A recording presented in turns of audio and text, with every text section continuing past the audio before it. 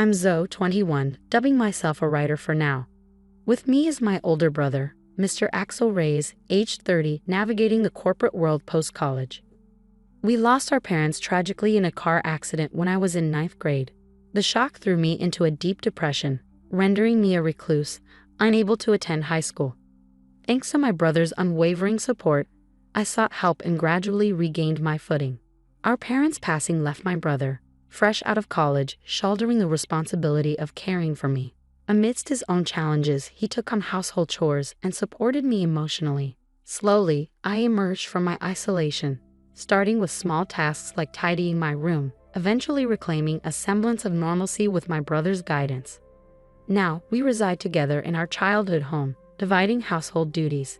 Given my work-from-home status, I handle meal preparation and grocery shopping, relishing the occasional outing for supplies. Cooking has become a source of joy. I excel at concocting dishes from recipes discovered online during my hermit days. My brother, akin to a parent figure since our loss, embodies a blend of kindness and discipline. His dedication to education paved the way for a successful career, culminating in a leadership role at a prominent company. Over time, he blossomed socially, culminating in a relationship with Miss Nora Reyes, his now fiancée. When my brother introduced Nora to me, her elegance and warmth immediately resonated. She's a charming office lady at a major food company, a graduate of the same university as my brother. Despite her youthful appearance, her maturity shines through, earning my instant admiration. Nice to meet you, I'm Zoe, the sister. Please take care of my brother, I greeted warmly. Likewise, replied Miss Nora Reyes with a smile. You're such a darling sister. I always wanted a sister, so I'm genuinely thrilled you'll be joining our family, Nora expressed, her smile radiant. Despite her slightly heavy makeup, her warmth was palpable, painting her as a delightful addition to our lives. Curious about me, she inquired, and Axel, my brother, stepped in to field the question. Well, actually, Zoe didn't attend college. When our parents passed away during her 9th grade year, she grappled with mental health issues. It took her some time to overcome, but she's leading a normal life now, Axel explained, his pride in my resilience evident.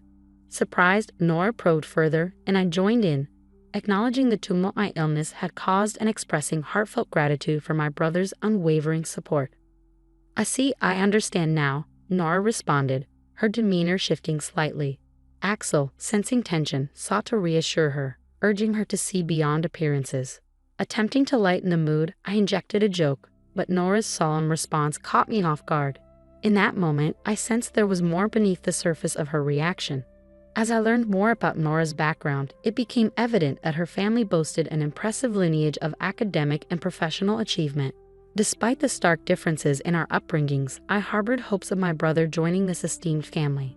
Amidst wedding preparations and my brother's evident happiness, I lent a hand where I could, finding joy in his joy. Then, one day, my smartphone rang, signaling a potential turning point in our story. Feeling a flutter of nerves, I hesitated before answering the call from an unknown number. But seeing it was displayed, I took the leap. Who is this? I inquired cautiously. Zoe, I'm Nora's mother. Nice to meet you, came the unexpected voice of Nora's mother, who would soon be my mother-in-law. Surprised by the call's source, I braced myself for what might follow. What can I do for you? I asked, my anxiety palpable.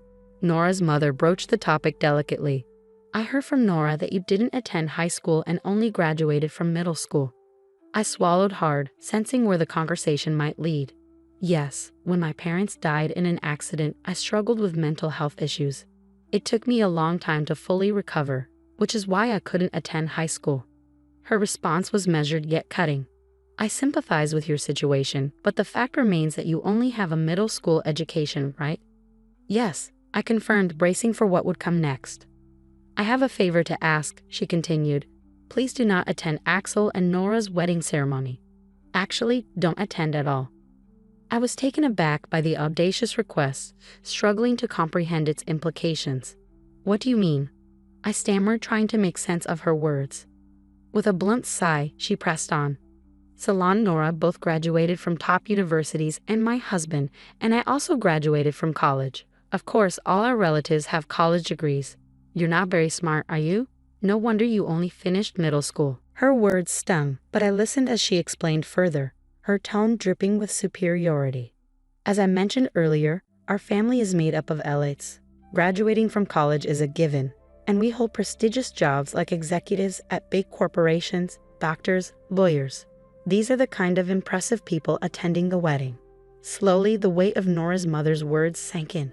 So we don't want you, a middle school graduate, at such an event. Actually, we'd rather you not come. I struggled to process her blunt rejection, but I'm the sister of the groom, his only family. I can't just not attend. I protested, a pang of hurt coursing through me. Please don't come anyway. How could we introduce you, a middle school graduate, to our relatives without feeling embarrassed? Do you understand? She pressed, her tone cutting. After the call ended, anger mingled with hurt, and I trembled with indignation. It wasn't the first time I faced disdain due to my education level. My parents, too, had harbored similar sentiments, overly concerned with appearances and reputation. Yet despite their judgment, I never viewed my life as embarrassing. I refused to accept being looked down upon by others. But amidst my frustration, a new conflict emerged. What if my presence at the wedding jeopardized my brother's happiness? Could I bear to see him suffer on my account? Despite the years of support he'd given me, I couldn't bear to be the cause of his distress. In turmoil, I confided in my brother about the situation, fearing his disappointment. To my surprise, his response was unwavering support. "Don't worry, you're my sister, my only family. Feel free to attend my wedding," he reassured me, his words a balm to my wounded pride. "I'll protect you no matter what, but if I cause trouble for you, I don't mind not attending," my brother reassured me, his unwavering support a comforting embrace. "There's no way to cause trouble, Zoe. You're my one and only sister. If I can't protect my sister, what kind of brother would I be?" His words resonated deeply within me, strengthening my resolve. "Thank you, brother," I replied, emboldened by his unwavering faith in me. Encouraged by his words, I decided to attend the wedding. On the day of the wedding, during the family introduction, as my uncle presented me as our family representative, I couldn't miss the disdainful glances from my sister-in-law's parents. My brother, ever perceptive, seemed to notice their attitude. At the reception, the seating arrangements for the families were clear, yet I couldn't help but wonder if a seat had been set aside for me.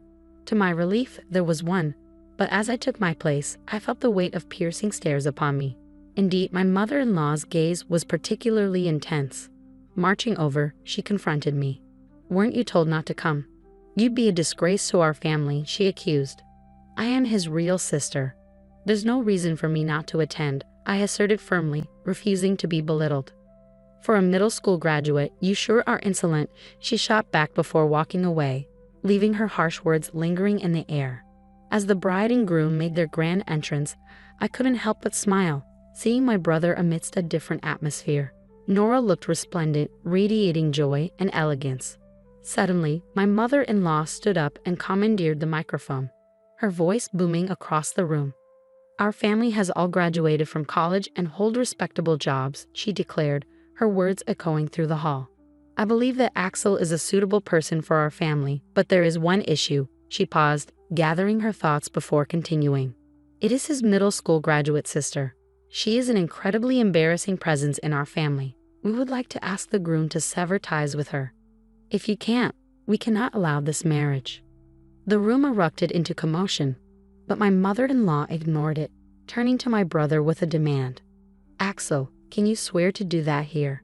Swear to cut ties with this embarrassing middle school graduate sister and become a part of our excellent family." With a nod from both the bride and father-in-law, she handed the microphone to my brother, her expression triumphant. Taking a deep breath, my brother addressed the assembly. "Indeed, my sister is a middle school graduate, but she is my only blood relative, my family since her parents have passed away. I can't sever ties with her. I apologize to all of you who have attended today, but I will cancel the marriage and consider this relationship with this family as non-existent. This is my answer." With that, he slammed the microphone down and came straight to me, his smile refreshed. "Zoe, I'm sorry for causing trouble. There's no need for us to be here. Let's go home." Later, I heard from relatives that the reception was canceled because the groom left halfway through. The bride burst into tears, and her parents were scolded by their relatives, forced to apologize on their hands and knees and return the gift money. My uncle contacted my brother afterward, admitting that while his attitude at the reception wasn't praiseworthy, he would have severed ties with him if it had continued. He offered to pay a suitable amount of consolation money and have the bride's side bear all the expenses for the ceremony. But my brother refused, insisting on a sincere apology for his sister. After a while, a meeting was arranged at our home for post-settlement discussions. Determined to assert myself, I steeled my resolve for the meeting with my former in-laws. Only 3 of them showed up: my ex-sister-in-law and her parents. They handed my brother some money as a gift, labeled as an inconvenience fee, and offered apologies for the rudeness of the reception. However, their words lacked sincerity, tinged with reluctance. My ex-mother-in-law muttered statements like, "We should have investigated more thoroughly. If we had, this wouldn't have happened," showing no genuine remorse. Likewise, my ex-father-in-law echoed similar sentiments, blaming my brother for not disclosing details about me from the start. Anger simmered within me as I executed my prepared plan.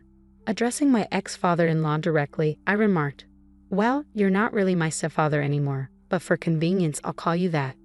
You work at Rainbow Publishing, right?" He glanced at me with a hint of disdain. "Yes, I do. I'm a director there. What about it?" I held his gaze, my resolve unwavering. "I work with Rainbow Publishing, but I can't bring myself to support a company where you are. I want to terminate the contract, if at all possible." He brushed off my words with arrogance, claiming, "I don't care. There are plenty of workers. It won't have any impact." "Understood. I'll quit immediately, and I'll sign a contract with your rival company," I declared, refusing to be intimidated by his demeanor. With my ex-father-in-law's arrogance on display and my peripheral vision catching the stunned expressions of the others, I stood firm, determined to assert my worth and reclaim my dignity. I dialed the editor at Rainbow Publishing to inform them of the contract termination. There was a stir on the other end of the phone, but I remained resolute, conveying my message before hanging up.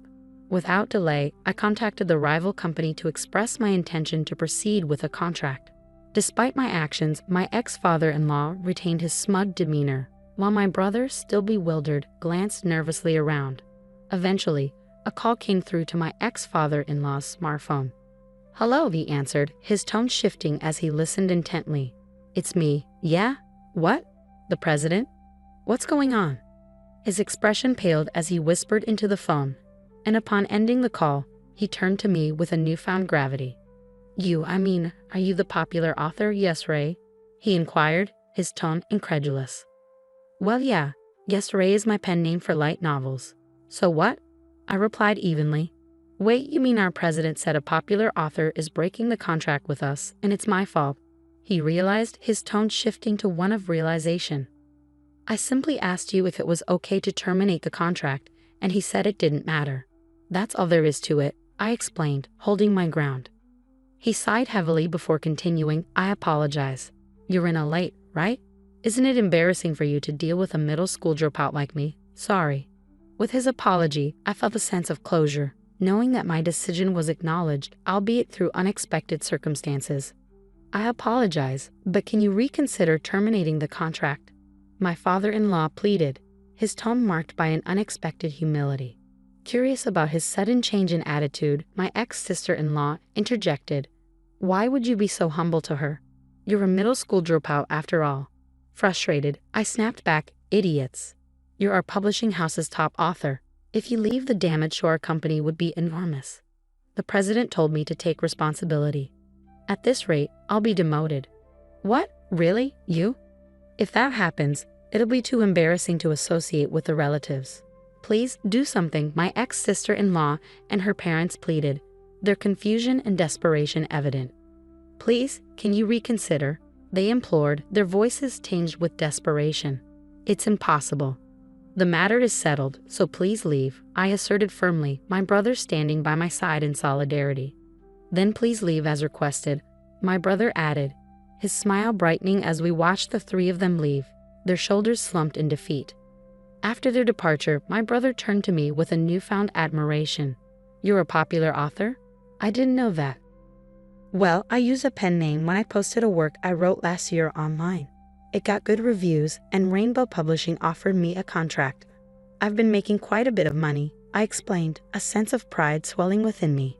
My brother's smile widened, a rare sight in recent times, And so the broken engagement was resolved. My ex-sister-in-law seemed to be seeking another partner, but no one would approach her since the incident became widely known. She eventually became reclusive and quit her job. As for my ex-father-in-law, being blamed for my contract termination led to his demotion to a regular employee. Unable to endure warehouse work, he resigned. My ex-mother-in-law faced harsh criticism from her relatives for her disgraceful behavior at the wedding reception and was no longer recognized by her once proud and accomplished family. It serves them right, I thought, grateful for the support of my new publisher. My popular work was turned into a comic, and its popularity soared once again. Now there's talk of an anime adaptation. My brother buried the memory of the wedding as a dark history and focused on working hard. Our days returned to being peaceful, and though I still racked my brain over creating light novels, I found happiness in the repetition of these peaceful days. I plan to go on a trip with my brother, taking our late parents' house with us, preserving their memory and cherishing the peace we found together.